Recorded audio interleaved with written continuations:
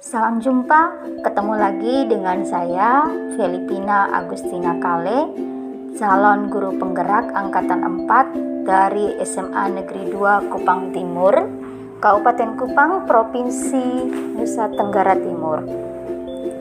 Kali ini saya akan memaparkan modul 2.1.A.9, koneksi antar materi modul 2.1.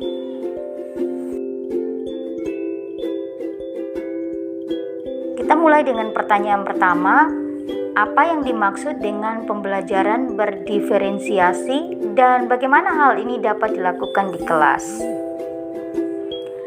Pembelajaran berdiferensiasi merupakan usaha yang dilakukan oleh seorang guru untuk menyesuaikan proses pembelajaran di kelas untuk memenuhi kebutuhan belajar individu setiap murid yang beragam dan unik.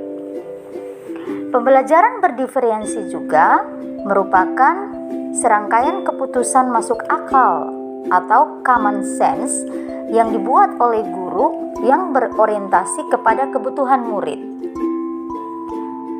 Intinya, pembelajaran berdiferensiasi adalah untuk memenuhi kebutuhan murid. Nah, keputusan-keputusan seperti apa yang berkaitan dengan kebutuhan murid?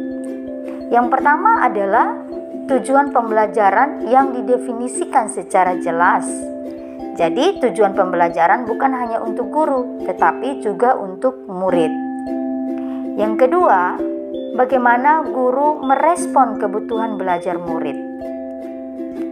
Ketiga, menciptakan lingkungan belajar yang mengundang murid untuk belajar.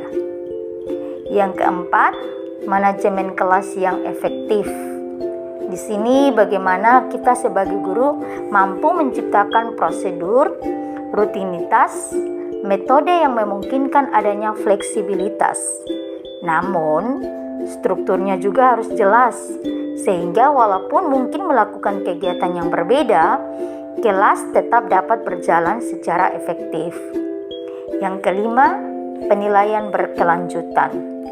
Penilaian berkelanjutan ini maksudnya bagaimana kita sebagai guru menggunakan informasi yang didapatkan dari proses penilaian formatif yang telah kita lakukan untuk menentukan murid mana yang masih ketinggalan atau sebaliknya, murid mana yang sudah lebih dulu mencapai tujuan belajar yang ditetapkan. Sebelum melakukan pembelajaran berdiferensiasi, seorang guru harus memetakan kebutuhan belajar muridnya berdasarkan 3 aspek. Nah, 3 aspek ini yang pertama adalah kesiapan belajar. Kesiapan belajar merupakan kapasitas murid untuk mempelajari materi baru. Kesiapan belajar murid bukan tentang tingkat intelektualitas atau IQ, tapi kesesuaian informasi tentang pengetahuan atau keterampilan yang telah dimiliki murid dan keterampilan serta pengetahuan yang akan dipelajarinya untuk memodifikasi tingkat kesulitan pada bahan pembelajaran, sehingga kita pastikan murid terpenuhi kebutuhan belajarnya. Aspek yang kedua adalah minat murid. Tujuan daripada memetakan minat murid adalah menghubungkan murid pada pelajaran untuk menjaga minatnya. Dengan menjaga minat murid tetap tinggi, diharapkan bukan saja meningkatkan kinerjanya, tetapi juga dapat membantu murid menemukan minat baru. Aspek yang ketiga adalah profil belajar murid. Tujuannya memberikan kesempatan kepada murid untuk belajar secara natural dan efisien. Berdasarkan data kebutuhan belajar murid yang saya sebutkan tadi, maka guru mulai merancang rencana pelaksanaan pembelajaran yang dapat menjawab kebutuhan murid, dan semuanya itu akan nampak dalam kegiatan pembelajaran. Dalam proses pembelajaran, strategi merupakan sebuah cara dalam memberikan informasi baru untuk semua murid kita yang memiliki latar belakang kemampuan yang beragam agar bisa belajar dengan efektif. Nah, strategi pembelajaran berdiferensiasi dibagi menjadi 3, yakni Diferensiasi konten menyangkut pengetahuan, konsep, dan keterampilan. Diferensiasi proses, ada ragam, tahap, serta jalurnya. Kemudian diferensiasi produk, yaitu kesempatan, demonstrasi, dan pemahaman dari para siswa. Lebih jauh, kita tahu bahwa diferensiasi konten ini merujuk pada strategi membedakan pengorganisasian dan format penyampaian konten. Nah, konten dalam hal ini adalah materi pengetahuan, konsep, dan keterampilan yang perlu dipelajari murid berdasarkan kurikulum. Sedangkan diferensiasi proses merujuk pada strategi membedakan proses yang harus dijalani murid yang dapat memungkinkan mereka berlatih dan memahami isi materi atau konten. Dan yang terakhir, diferensiasi produk. Diferensiasi produk ini merujuk pada strategi memodifikasi produk hasil belajar murid, hasil latihan, penerapan, dan pengembangan apa yang telah dipelajarinya. Pertanyaan yang kedua, bagaimana pembelajaran berdiferensiasi dapat memenuhi kebutuhan belajar murid dan membantu mencapai hasil belajar yang optimal? Nah, hal ini bisa kita capai dengan beberapa cara. Yang pertama adalah memetakan kebutuhan belajar murid.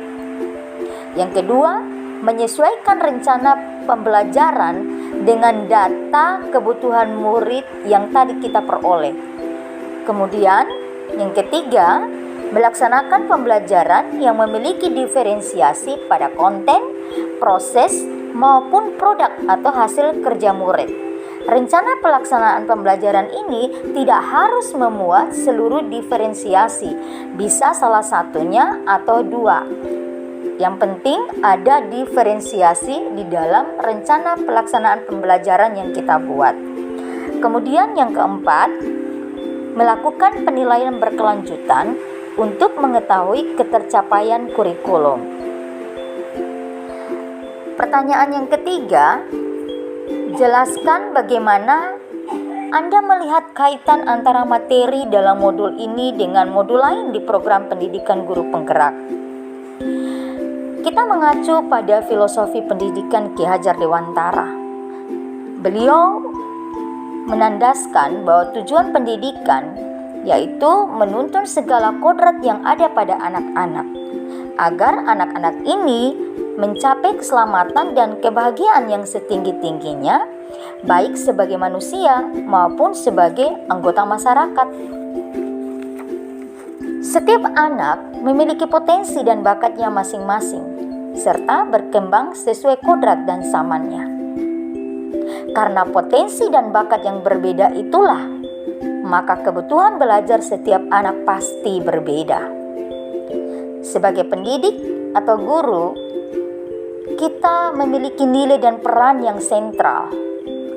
Tugas kita lah untuk memetakan kebutuhan tersebut dan menerapkannya dalam pembelajaran yang berdiferensiasi, agar siswa kita atau murid kita tidak saja memaksimalkan potensinya, tapi mereka dapat belajar berbagai nilai-nilai kehidupan yang penting atau memiliki budaya positif.